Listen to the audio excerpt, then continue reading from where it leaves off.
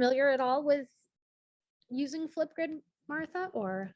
I'm a little bit familiar with it. I did go to one workshop, but I really haven't used it with students, Perfect. just samples. Okay, well, we'll get started then. So basically, it's just a introduction. It's not for anyone who maybe has never used it before and doesn't know what it is. So I thought, let's see if I can click on my slide. Oh, there we go. Okay, it went like 5 slides ahead because it wasn't going. Here it is. What is FlipGrid? So FlipGrid is a social learning video platform.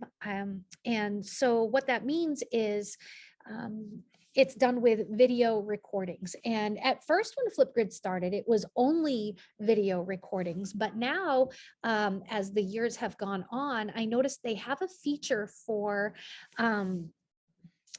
audio only or mic only, which some kids really like, because one of the things that I love about it is I get to see the kids talking, but one of the things that the kids hate about it is that it shows their face. And so the option to do mic only allows a lot of students to still be able to do it, but getting over the fear of showing their face all the time. So that's pretty cool. But it's mostly a video platform where I can create content and then students reply to it. It can be used on a computer, a tablet. I even downloaded the app on my mobile device. So it's really cool. I could just scroll right through and see kids' recordings just right on my phone, one after the other. I went to a conference once and the lady's like, yeah, I have a long drive home from work. So I just put my phone on, I click on the app, and it just goes from one student to the next. And I listen to them on my drive home. And I'm like, well, that's really cool, because I don't think I could do that many things at once. Probably not safe for me to do it, but it is nice that it can be on any device. So basically the students respond to prompts in a video format. They can watch the teacher do something. They can also, if I think originally it was created for students to be able to look at each other's videos and then respond to them and give each other feedback. I have found that my students don't like other students to see their videos. The only way I have been able to get my students to agree to doing FlipGrid videos is if I'm the only one that's going to see them. So I keep them hidden instead of active, so that I'm the only one that can see their videos. And with that, I can get them to do it. I would love over time for them to be able to respond. Their fear is that other students will record their video or possibly even take screenshots of them, like with their eyes closed or in a, their face with a weird expression. And they're very self-conscious at this age. And so I've worked around that by just having me view their video. They can debate. Can I ask a question? Oh, sure. Yeah. Do you think your kids are going to take to the commenting piece if it's just for each other, if it's just audio instead of the video? They might. Yeah, I think they would listen to each other if it was just audio and their face wasn't showing. I think they're just very self-conscious, and it's kind of funny because they're on TikTok and all that stuff all the time, and they think nothing of that. But when asked, when a class, and I think there's just that trust level with their classmates. So I think if you build that and you hold them accountable for, appropriate, behavior, etiquette, then you build those trust, you take care of those trust issues. So they can review each other's work. There's a lot of different things you can do with it. So let me go to the next slide, maybe. Sorry. There we go. So the way that the FlipGrid is set up is you create grids. And what's interesting is now over time, like in 2021, they had some new updates to FlipGrid. Some really cool features were added in.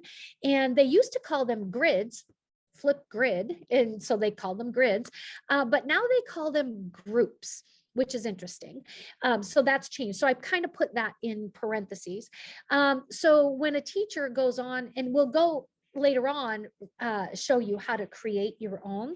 But when you go in, you can create a group by a class. So let's say language arts 1, language arts 2, language arts 3, language, my 4 language arts classes, or science, English, whatever you want to call your grids. And then those students go into that particular grid, and then they know they're in the right grid when they log in. I personally have put them all in one group, and I have 83 students. And so the reason I like putting I ask a question.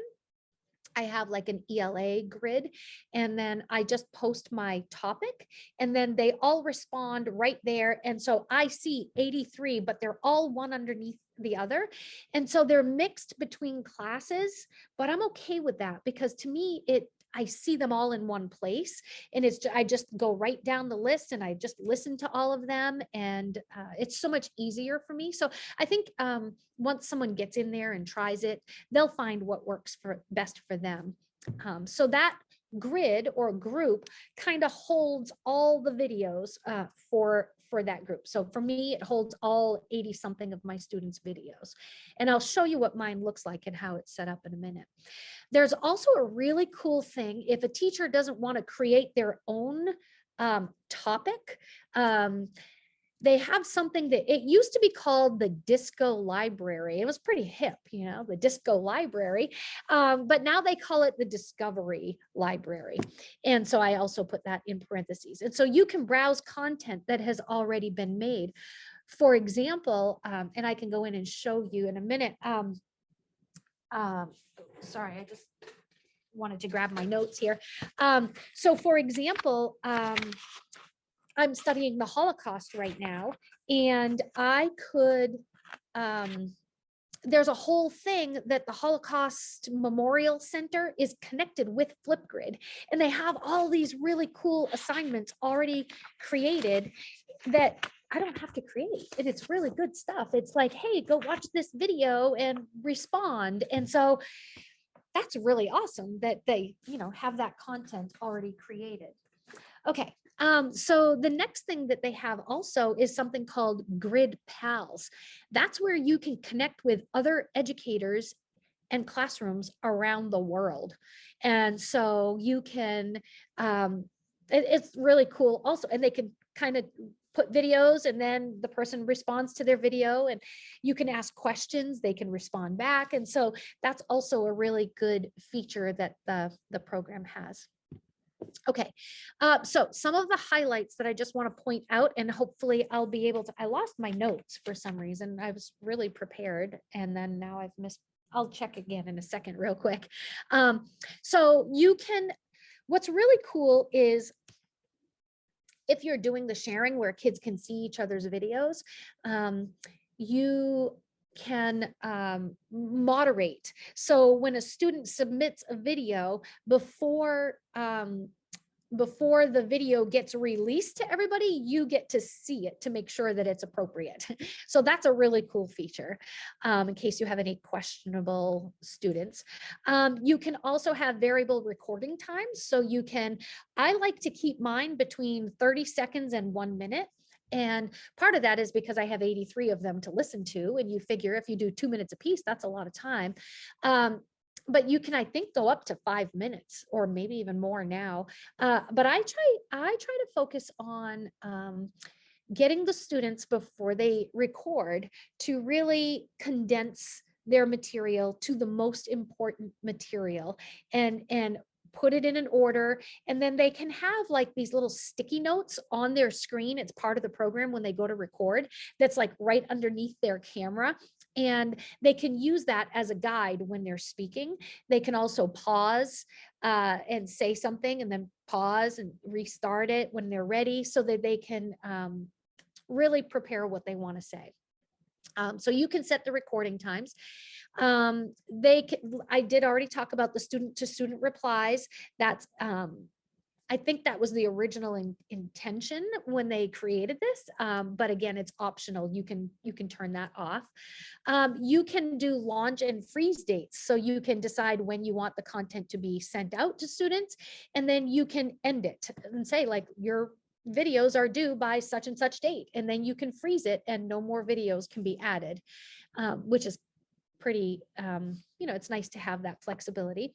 I already talked about the video or mic only. It's just a really cool little button that you can press, and then all of a sudden the screen is gone. What I've also let students do is, like, I'll say to them, if they're doing a video about a book that they're reading, I will allow them to hold the book up like this if they want to, like kind of cover their face a little.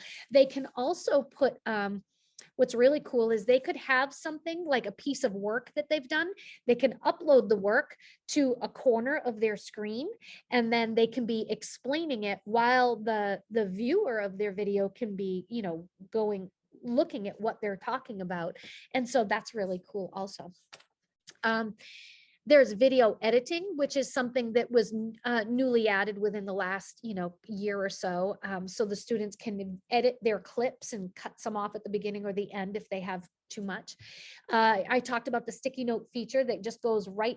It's so cool. It's right up. I always tell the students though, to type what they want to say in a Google document. That way it's saved, and then copy and paste it onto their sticky note, because when they get out of it, if they get out for any reason, they lose what's on the sticky note. It does not stay beyond that one recording session. So I always tell them to have it somewhere in Google Docs.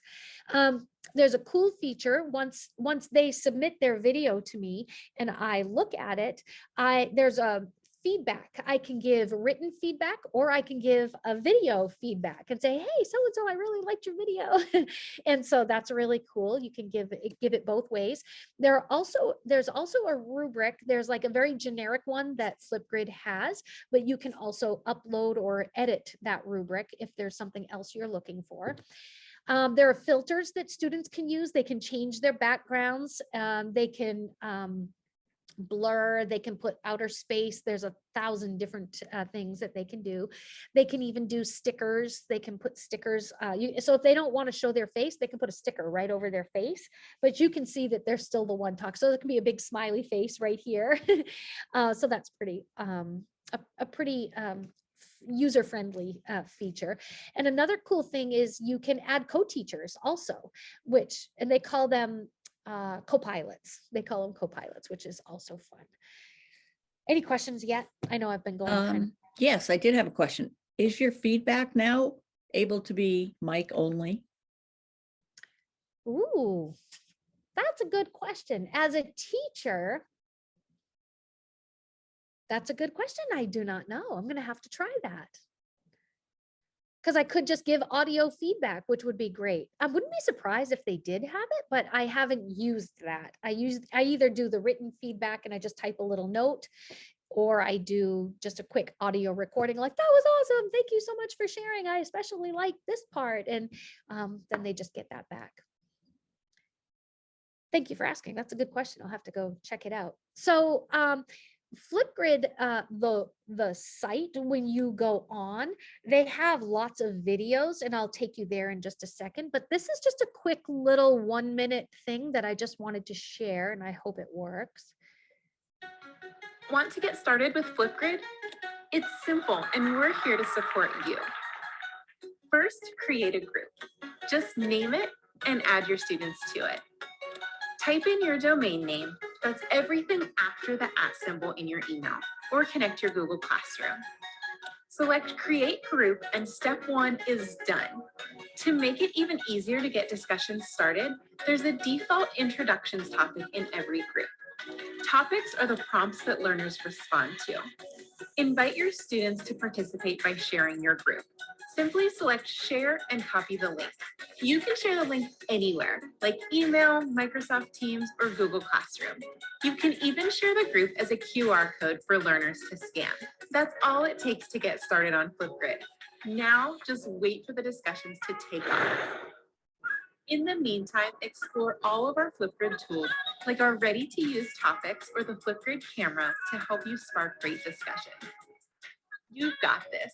You are amazing, and we're so honored you're using FlipGrid to empower every voice. Want to see what things look like for your students? Check out this video. And for specific questions, our Help Center has you covered. Let's start learning together. So this is right on the, when you go in to create a new account, there's so many videos, but I just wanted to give just a quick little 1 minute intro. So if you go to YouTube and you just search FlipGrid or using FlipGrid or getting started with FlipGrid, anything like that, there are so many wonderful, wonderful videos out there. I would actually search though for the newest ones because they'll have all the newest updates. There's a lot of older ones, but like I said, it changed from a grid to a group, or from the disco library to the discovery library. So if you want to see the most recent updates, I would definitely search for videos that were created within the past year. So there's this really good one, but it's 14 minutes long, and I don't necessarily want to show it. It shows, the problem is I already have a FlipGrid account. So every time I go to the page, it automatically takes me into my account and it skips the registration stuff. So I wanted to show this video just for the first minute or two, because it shows someone how to get started right from the beginning. So if you just go to flipgrid.com, and I just want to play it, because you have to click sign in as an educator. And then there's a really important part. You heard her say, you choose your school domain. That's the safest way to do it. That way, only people with an email that has the for our district would be at mountbluersd.org can join. And so therefore you're not allowing everyone from the world to join yours. It's basically safe and protected for your students. So he kind of talks about that right at the beginning. So there's just a couple little settings things that I think are important, and then I can show you what mine looks like afterwards. Does that sound okay, Martha? Okay. All right. So I'm just going to play this just for a minute or two. Hello everyone, in this tutorial we're going to learn how to use FlipGrid. To get started, visit flipgrid.com, and if you are new to FlipGrid, click on the educator sign up button, log in with your Google or your Microsoft account to create your account.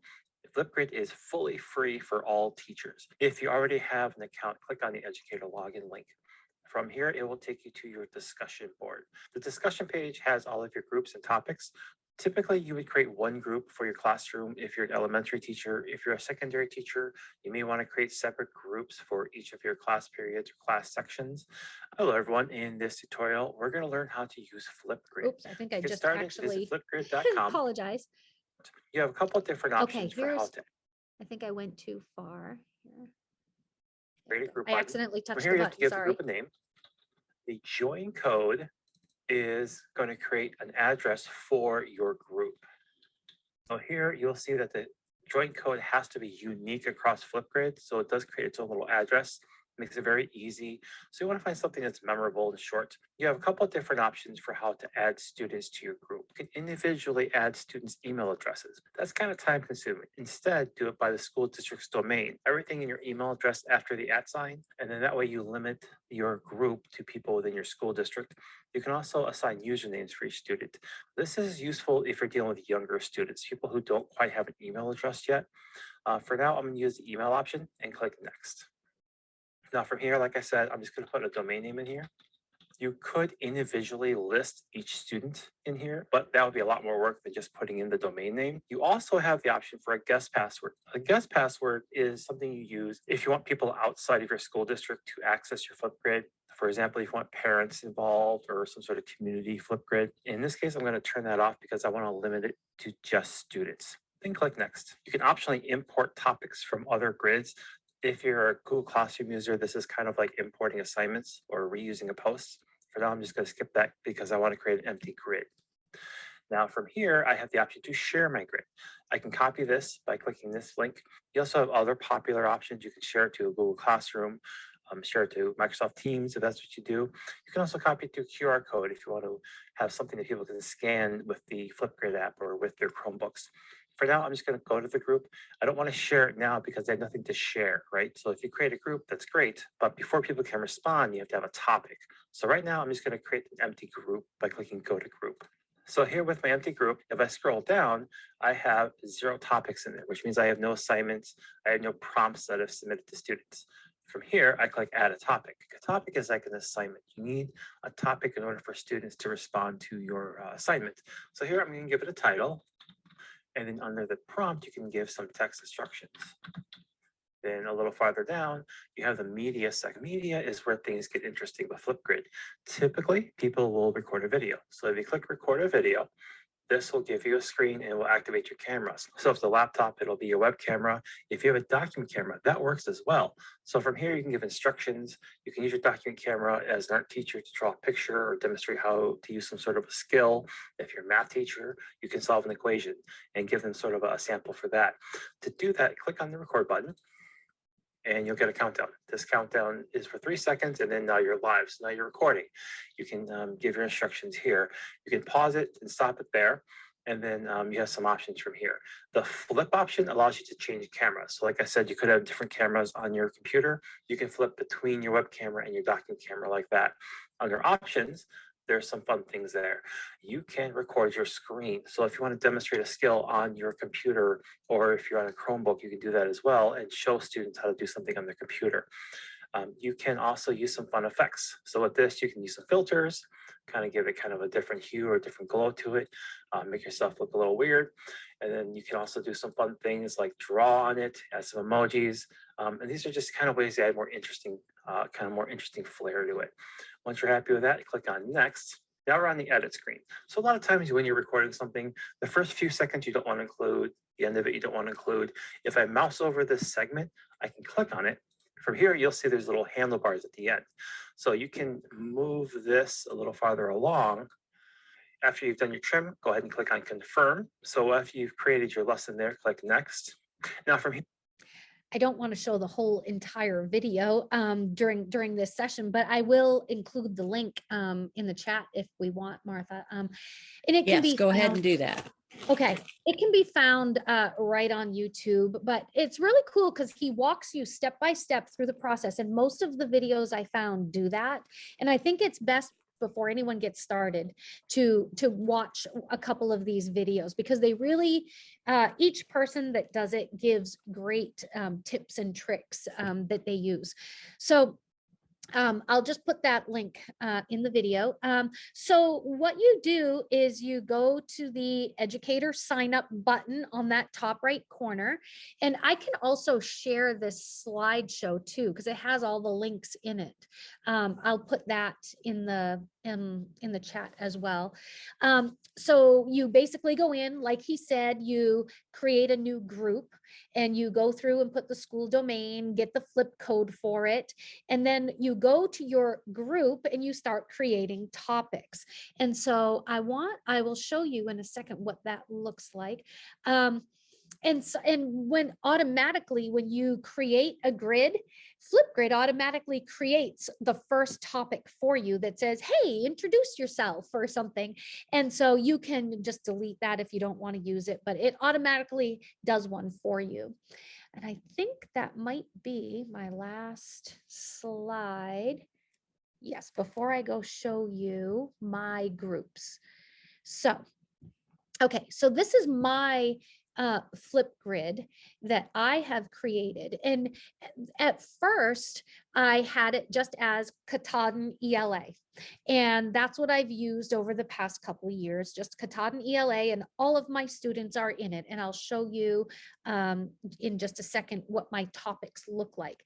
But then I just wanted to show you also, you can create them by subject or by class also. So I made one for ELA Core 1 and ELA Core 2, and I currently have them hidden. They're not active so that students can't see them at all. So I'm going to click on the one that I've used in the past.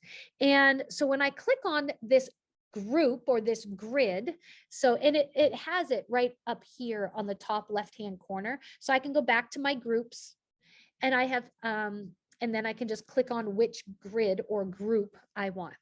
So this is my Katahdin ELA group, and these are 4 topics that I've created in the last 2 years. And I don't use this all the time because usually it's unfortunate. I love it as a teacher. And the thing that I love absolutely the most is, as teachers all know, in a classroom, when you're trying to have a class discussion, you have some kids that love to speak and they speak over other kids. And then you have other kids that say, please don't call on me, please don't call on me, please. But they have stuff to say. And when you do call on them, they speak and they know the answer, but they're not likely to be one to raise their hand. This way, when you give this assignment, you get to hear every one of your students, and no one's interrupting them. They have time also to prepare ahead of time to give their response. So it's well thought out. They might not like in class to be called on the spot, but they really do have a lot to say. And it's so, so wonderful to hear those very quiet students. They have a voice, and it's just, that's my favorite part of it. So it's, the students don't love doing it because they don't love seeing themselves, and once they get over that, they do such a great job. So I love it. But you can see that I've done 4. So I created one, like we just read the novel Long Way Down, and they had to create 3 poems that tell a story, just like the book. The book is a book in verse, and each one adds to the story, each poem. So they had to pick a theme and create 3 poems that shared that theme, and then they had to read their poem in their video and then explain to me different literary elements that they used in their poem. So that was pretty cool. And so I'll just show you real quick. This was the assignment I created. So it was called Long Way Down, Free Verse Poetry. They had to present their free verse story and explain its purpose so that listeners can follow their line of reasoning. And then they had to adapt the speech to their audience, which was the teachers, and then include the following in their video. And I always give them this list that they can refer to. These are the things I'm looking for. And so I just usually number them, explain how their writing mimics one or more of Jason Reynolds's techniques, because he's the author of the book, explain the narrator's diction, syntax, and point of view, explain and share examples of different literary terms they used, describe the physical form of their poem, because he did some beautiful things with the form. So they had to try to do that in their own writing. And finally, discuss anything else they'd like to share about the message of their poem. So they really had very specific things. It was a very guided response that they had to respond to. And then when I shared it with them in Google Classroom, all they had to do was click on the button and record their response when they were ready. It's pretty easy. And they had all of the options, as I do as a teacher, to clip, edit, use, some emojis, and you can put a frame around something. And then what I see as a teacher, when their videos start coming in, and I don't know if I'm allowed to do this or not, if it has a student's first name, but I'll just go through real quick. So you can see that I have 63 responses back. 63 students responded. Some kids were just in tears and said, can I just meet with you privately and do it privately, which I don't know what the difference is really, because they still had to do it. But and so it gives students names, and then it gives the date that they completed it. And then I have them, as you can see over on the right-hand side, I have them all hidden. That means they can't see each other's. But I could easily change that by clicking here and making them active. And as soon as I make them active, then that's when other students can see their videos and respond to them. I also have other comments. I can download things. I can, where can I think I have to actually click on a student's to be able to show you the feedback part, but it's just a little box. I can score them on a 1 to 4 rubric, and then I can give written feedback, or I can click video feedback. It's pretty cool. And so you can just see that they're all right there. And once I open up one, I did ask a particular student if I could show hers because it was just awesome. And she did give me permission. So I don't know if I should or not, but I think we can get through it without doing that. So let me go back down. There's another one I did, the Giver theme blackout poetry. That's the one I got permission to share. And so the students created blackout poetry with the book, The Giver. They had to pick a page that had particular meaning for them. And they did this beautiful, oh my goodness, you should see. And then they had to upload the picture in their video. And there's a way to do that. There's just attach a file that you just attach a file, and then they can move it to the left or to the right. And then while they're talking, that's on the screen. So you as the viewer can see, like, they're talking about the words they chose, you know, for a special meaning, or so that was really wonderful. And then I did a manifesto and reflection when they were in 7th grade. And I did that the same way. They had to upload, once they created their manifesto, they used Canva and they created it. Then they had to upload it. And then they had to explain the different things that they put in their manifesto and why it meant something for them. Because I love for them to know why they put something there and to be able to explain it. So you could do it with, like, you could do a book talk. I could say, all right. Would you mind showing us the one that she? Oh, yeah. Can I? Okay. Yeah. Yep. So it was my friend right here. All right. My poem. I'm going to pause it for a second. So this is the one we're seeing, but you can see that there are 2 on the left and right. So I could just, when I'm ready to do the next student, I just click and theirs comes right up. It's super fast. So. Was on the theme of the Giver and the Rosemary and how he loved her. And she was his daughter. And my poem is 10 years before a receiver was selected. The crowd cheered. The new receiver was frightened. Remarkable young woman. Her name, Rosemary. I like that name. Her eyes were luminous. A memory, my favorite. That wonderful feeling, it was love. That's what I felt. I loved her. So enthusiastic, her laughter. What happened? It broke my heart to transfer pain. It was my job. 5 weeks, that was all. I chose to do the theme of love because it represents a big part of our lives. And I also chose it with the Giver and the Rosemary because I felt that I related to her. Even though I wouldn't make the same choice as she did. It shows that all humans have things going on in their lives and that they're struggling with things, but yet sometimes we choose to fight through it and then we become stronger people. But sometimes we give up, and that's what happens a lot now. A lot of people want to end their lives because of all the struggling going on. But Jonas fought through it and he was able to handle it. So it just goes to show that some are stronger than others. Anyways, so the theme was love, and I feel like the Giver and Rosemary were a very good example of how love can try and fall, because he didn't give up after. He just kept on going because he loved her so much and he wanted to make sure that her loss wasn't for anything else. Yeah. Isn't that wonderful? That is wonderful. Yeah, I limited it to, I think it was 2 minutes maybe. And she did it well within the time and had some time left over.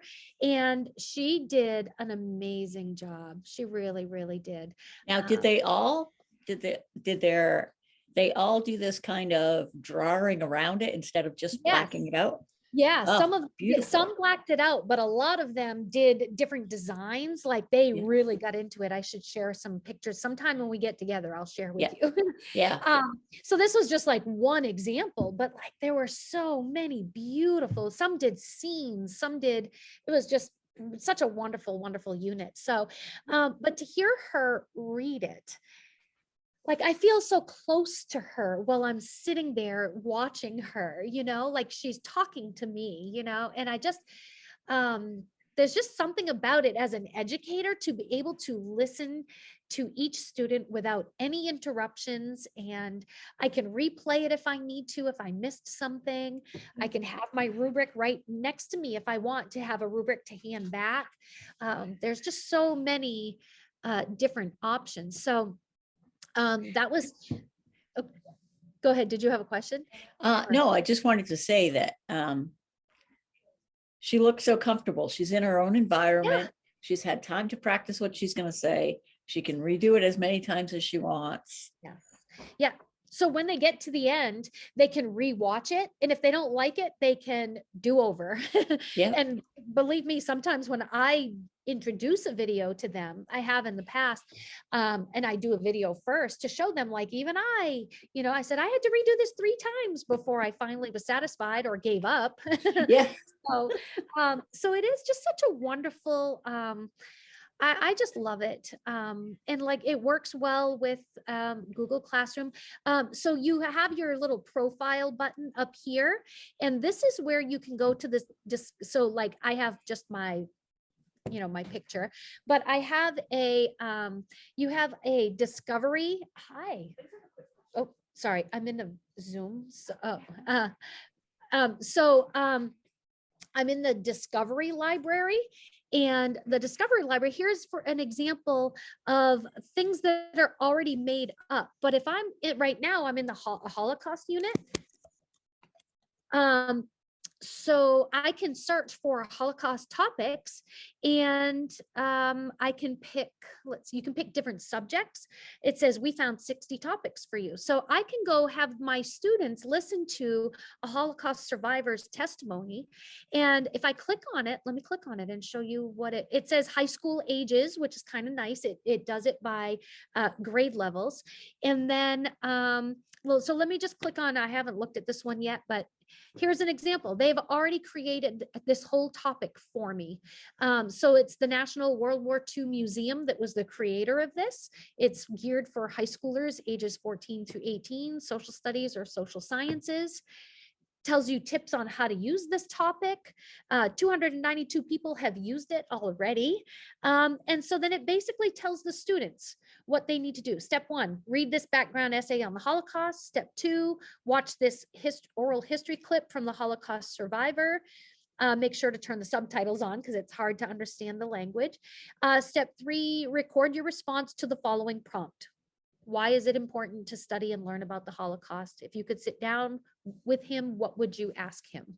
And then there's different little links that you can put in. So this is beautiful. Like this, the work is done for you. You don't have to create it yourself. There's so many topics out there. So that's a really cool feature that I just wanted to share.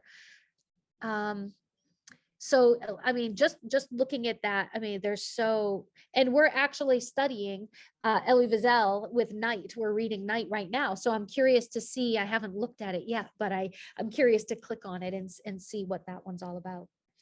So that's really nice. They've really built that library for educators. So you wouldn't necessarily not do something just because it's marked high school. Correct. If it applies to something that I'm working on, and I would view it and make sure to review the materials first to see like, okay, are my students going to have a difficult time with this or not? But if I like it and they've already created it, then yay. I think that's great. Absolutely. Yes. The other thing, if I click on my little profile picture again, so there's that discovery. It's not called Disco Library anymore. It's called Discovery Library.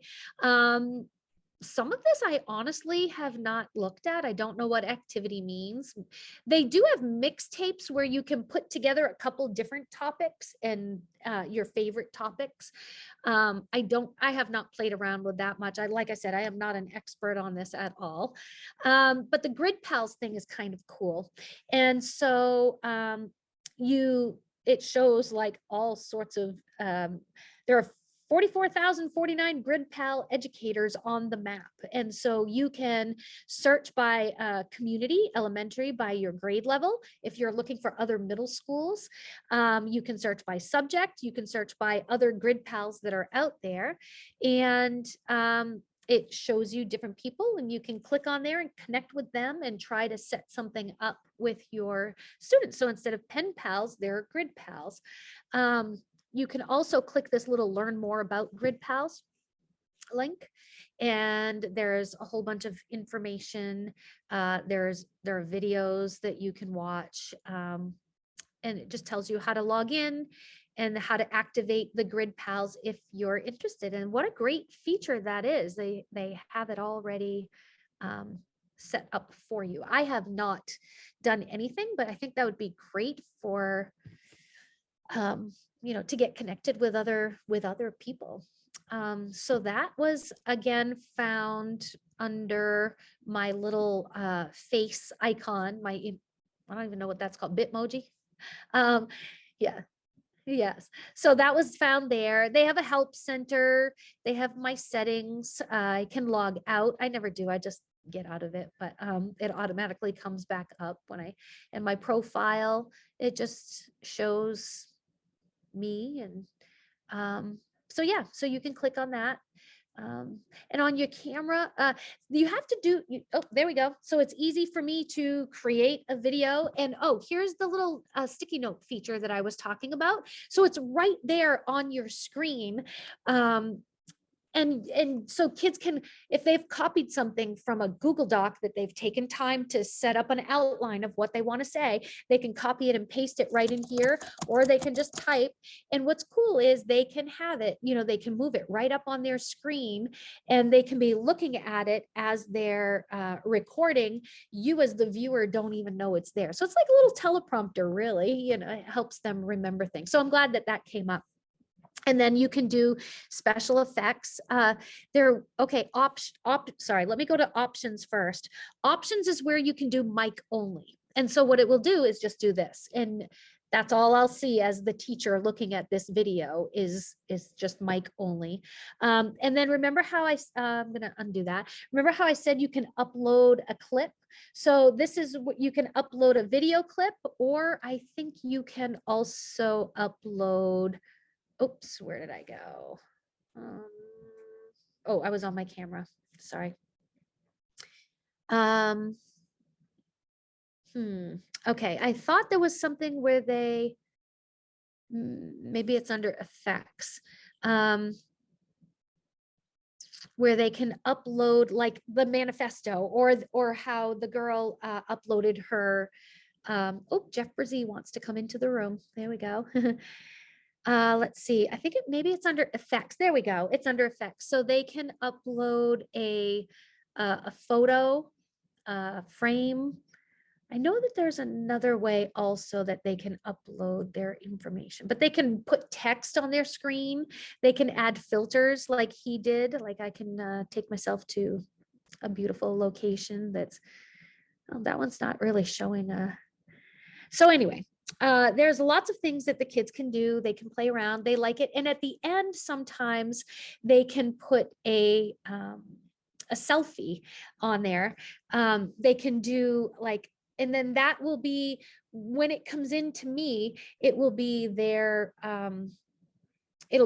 face, and they can be doing something like this, or they can put a hat like it during the holidays. Oh, let me go back to nothing because this is annoying. Sorry. And I think my color is off too. I put some weird color on here, some filter. I don't know. So I'm going to look like this for the rest of the time.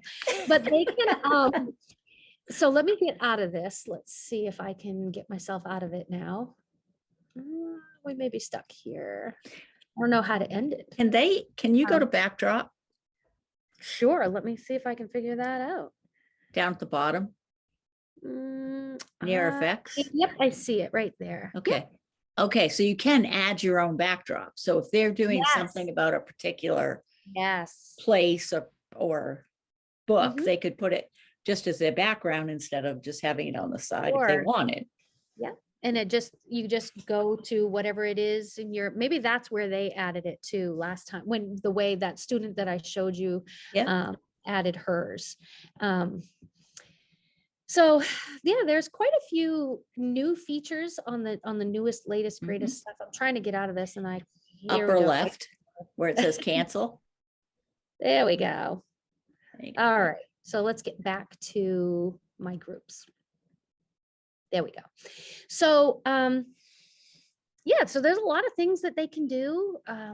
It's just, I think it's fun. I think for me, I think what students get out of it is it forces them out of their comfort zone, and it forces them to be very and Oliver dance the parent pickup area. it forces them to be very organized. And, you know, if I give them a specific time limit, they need to be very careful how, you know, how they go through and how they organize. So it forces them to condense their information and only pick out the important elements they need. For me as an educator, I get to hear all of my students. They can't hide, you know, I mean, even if it is just their voice, and sometimes I don't give them that option. But sometimes I do. I think that's a newer feature. And so all of the ones that I had in my grids or my groups, they were all videos.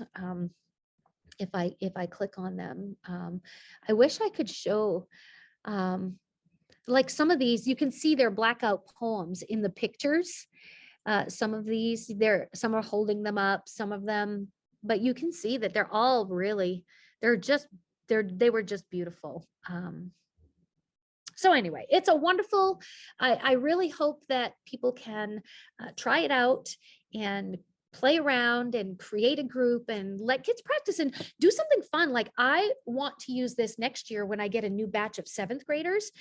I want them to introduce themselves to me and tell me, I'll give them a list, like introduce yourself to me, include a few of these things, you know, and I'll give them a list that way in case they can't think of something, they have something to choose from. But also it's really helpful. If you have a student that you don't know how to pronounce their name, a lot of they'll say, pronounce your first name and your last name for me. What are your pronouns? What are your, you know, like, and then that way it's done in a private setting. No one else sees it, but then you get that, you feel like you've already connected with them a little bit. And I would introduce myself as well in my introduction video and give them something, you know, something to model, you know, to go. Yeah, I also think that it's a great thing to have if you're having trouble connecting with that student later on, you know, right. Or they're having a hard time coming up with a topic or whatever, you can go back and watch that and say, well, I remember you were, you know, cars are a big interest for you. Right. Absolutely. Yeah. Whereas if you just go around the room and everybody introduces themselves, I mean, that's with 83 kids, that's gone pretty quickly. Yes. Yeah. And sorry, as I'm looking at the screen, you can also edit the theme of each of your groups. So you can change what your theme is if you wanted to.